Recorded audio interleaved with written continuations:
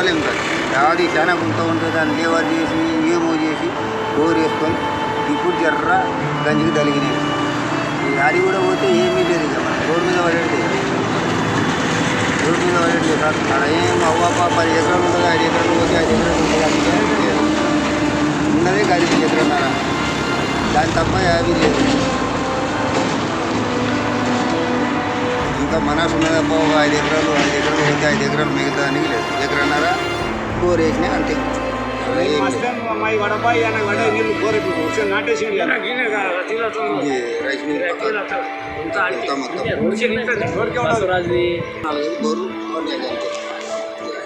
పైసలు ఇస్తామంటారు.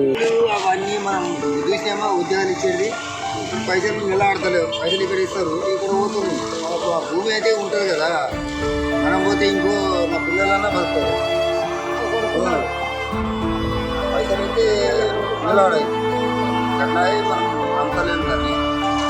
అమ్మాలంటే నాకు బోర్ పడ్డప్పుడు మనం చాలా మంది అడిగి అమ్మితే అప్పుడు పోతున్నాయి. అమ్మి ఏం చేద్దాం, ఇంత పాట తీసుకుంటా ఉంటాం. యాదో ఒకటి మనం పోతే ఇంకో మా పిల్లలను బతుకుతారు, పిల్లలు బాగుంటే ఇంకో పిల్లలు బతుకుతారు. భూమి పోతే ఏం లేదు కదా సార్. ఏం జాబ్ ఉండదు, ఇంకా బతుకుతారు. ఉన్నాయి పైసలు, దాని మీద బతుకుతున్నాం. అది లేకపోతే అయిపోయాయి. ఏడపోతే పని దొరుకుతలేదు. బాగా మంది అయినరు. ఏదైనా పనికి పోవాలంటే పనికి కూడా దొరుకుతారు.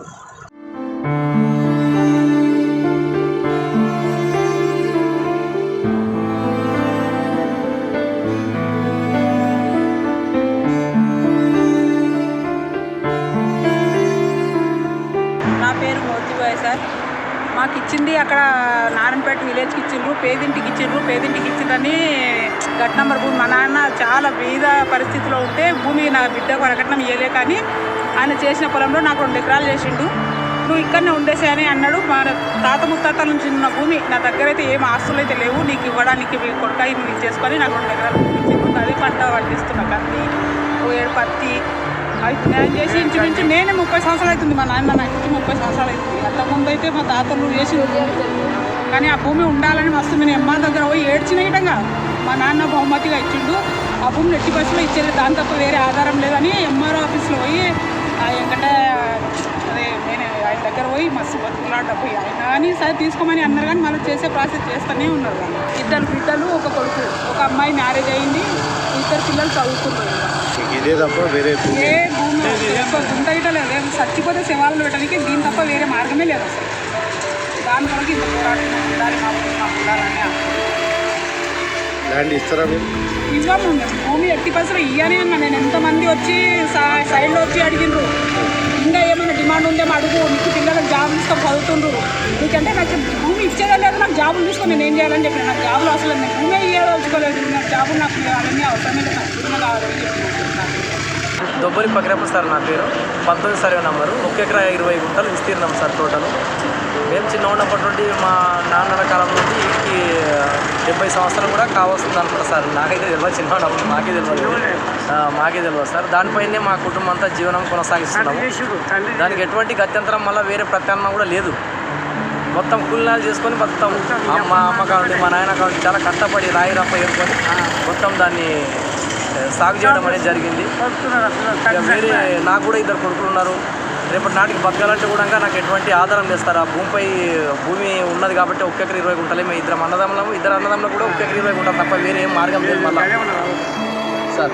దాని గురించి ఒకవేళ వాళ్ళు బలవంతం చేసినా అని మేము ఇచ్చే పరిస్థితి లేదు సార్. ఇష్టోళ్ళు ఎవరైనా ఇచ్చుకోక దానికి మేమే వ్యతిరేకమైతే కాదు సార్. వాళ్ళ అభివృద్ధి జరుగుతున్నదంటే కూడా మాకు గత్యంతరం దాన్ని చేస్తారు వేరే తప్ప, భూమి తప్ప మేమైతే ఇవ్వదలుచుకోలేదు సార్. ప్రస్తుతం సార్ పీజీ వరకు చదువుకున్నాను సార్. నేను బీఎడ్ చేసిన, ఎంఏ తెలుగు చేసిన, నిరుద్యోగం ఉన్నా సార్ నేను ప్రస్తుతం కూడా. ఎటువంటి జాబ్స్ కూడా జీవనం చాలా కష్టమైంది కాబట్టి, ఆర్థిక పరిస్థితి కూడా లేదు. ఎక్కడ మేము కోచింగ్లు పోయి కూడా చదువుకునే పరిస్థితి లేదు కాబట్టి ఇక భూమిపై ఆధారపడి జీవిస్తాం సార్. మాకు అందుకోసం మా భూమి ఇవ్వదలుచుకోలేదు సార్. దయచేసి సార్ ఎక్కడైనా పర్వాలేదు, పక్కన ఎక్కడ ఉంటే కూడా నిరుపయోగం ఉన్న భూములను, బీడు భూములను, అటువంటి భూములను సార్ వాడుకొని చేసుకుని వస్తారు. దానికి అభివృద్ధికి మేము అడుగుతాం సార్. మా భూమి అయితే ఇవ్వదలుచుకుంటే సార్ మేము దానిపైనే జీవనం కొనసాగిస్తాం కాబట్టి మాకు జాబ్ కూడా ఇస్తామన్నారు సార్. అదే కాంట్రాక్ట్ బేస్ కింద కలెక్టర్ గారిని కలిస్తే అది ఇచ్చిన వాళ్ళకి అని చెప్పిండు. భూమి ఇవ్వని వాళ్ళకి బలాంతం అయితే ఏం తీసుకోము, ఇచ్చేటి వాళ్ళ దగ్గర మేము తీసుకుంటాము, ఇవ్వని వాళ్ళ దగ్గర అయితే వాళ్ళ జోలికోము, ఆ ల్యాండ్ అవసరం లేదు కూడా అని చెప్పి కలెక్టర్ కాడ ఎంఆర్ఓ వాళ్ళందరూ చెప్పడం, ఆర్డీఓ చెప్పడం జరిగింది సార్. మాకు ఆ ఎకరానికి 10 లక్షలు ఇస్తామని చెప్పారు. ఆ 10 లక్షలు కూడా అవసరం లేదు సార్, మాకు ఏం అవసరం లేదు సార్. మాకైతే ఆ జాబ్ అవసరం లేదు, ఆ 10 లక్షలు జీవితాంతం మేము బతుకుదేరు దానిపైన భూమి పైన ఆధారపడి జీవిస్తున్నాం కాబట్టి మాకు భూమే కావాలి సార్. మేము ఎట్టి పరిస్థితుల్లో వదలుచుకోలేదు సార్.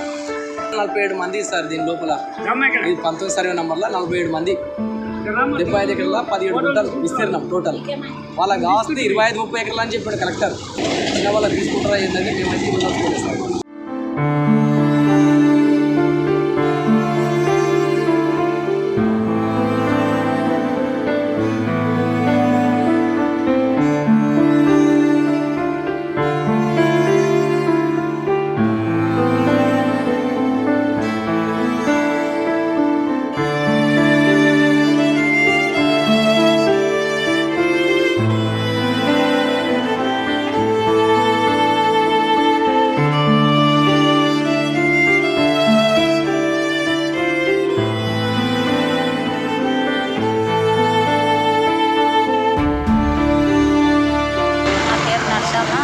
నరసమ్మ 5 మంది కొడుకులు ఇస్తున్నారు, 2 బిడ్డలు అమ్మాయిలు, ఇంకా ఆయన పెళ్ళిళ్ళు.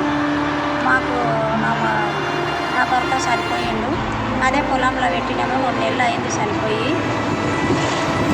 మాకు ఇంకా ఏం ఆదేశం లేదు, ఆధారం లేదు. నా కొడుకులను సరే చదివించలేదు. మా తమ్ముడు పేద సంసారం గతి లేక అంతా ఈ కూళ్ళ పని, రోళ్ళ పని, వ్యవసాయం పని చేసుకొని బతుకుతుంటాం మేము. ఇక మాకు ఇది భూమి ఇవ్వాలి అంటేనే మా ఎంట పడ్డారు. మా అత్తమామ చేసిన భూమి ఉంది, అది ఎన్నడో పెద్దలు చేసిన తరతరాల నుంచి ఉంది. మా అత్తని ఆన్నే చనిపోయి న్యాయం పెట్టినాము, నా మొగని న్యాయం పెట్టినాము. ఇప్పుడు ఇక భూములు ఇవ్వాలి అంటే మేము ఏం చేద్దాము, ఎక్కడ పోదుము, ఏమిటి మీద బతుకుదుము? భూతాల్ని మేమేమి కొలువులు ఉన్నాయా, గవర్నమెంట్ జాబులు ఉన్నాయా, జాబుల మీద బతుకుదుమా? మేము పొలాలు అన్న పెడితే మీరు పొలుగుదారులు అంతా కూర్చొని తినేటి కొడుకులు అంతా మా ఎంట, పేదవాళ్ళ ఎంట మా ఎంట పడ్డారు. ఈ భూములు అమ్ముకొని మేము ఎక్కడ పోదుము, ఏమి తిందుము? ఈ ప్రజలు కూడా ఏమి తింటారు? మా వ్యవసాయదారుల మీదనే ఈ పొలుగుదారులు అంతా, మీరు రాజ్యం అంతా, రాజకీయం అంతా మా మీదనే బతుకుతున్నారు. మేము వానకు, ఎండకు, గుచ్చ, గుండు, రాయి, రప్ప, వాడక, వంత, మేము చేతులకు బొగ్గలు రాగా మా పరిస్థితి ఇట్లా ఉండదంటని మేము సాగు చేసుకొని అదే బతుకుతున్నాము. ఇప్పుడేమో ఇట్లా వచ్చి మమ్మల్ని రోగాలు వచ్చినాయి, మాకు జ్వరాలు వస్తున్నాయి, మేము దవాఖాన పాలు అవుతున్నాం. ఇంట్లోనే కుల్లి మా పిల్లలకి ఏం చూపిస్తామో, ఇంటికి పోతే పిల్లని ఇస్తలేరు. పొలం లేదంటని ఇప్పుడు ఈ భూములు కొనేటందుకు సారు మేము ఏం చేస్తామో, మా భూములు మేము ఇయ్యము. మాకు భూతాలు ఉంటేనే మేము ఏడాదికి సంవత్సరంకి ఒక పంట పండుతుంది, ఆ పండించుకొని మా పిల్లలు మేము తింటాం. చూడు మీకు నమస్కారం సార్, మేము భూములు ఇయ్యము. ఇక్కడ వదము మా పరిస్థితి చెప్పుండి. మాకు జాబులు ఉన్నాయా, కొలువులు ఉన్నాయా, మా కొడుకులు సారేలు చదివినరా? భూతాలు ఉంటేనే కష్టం చేసుకొని బతుకుతాము, ఏడాది పొద్దు ఓరాడి.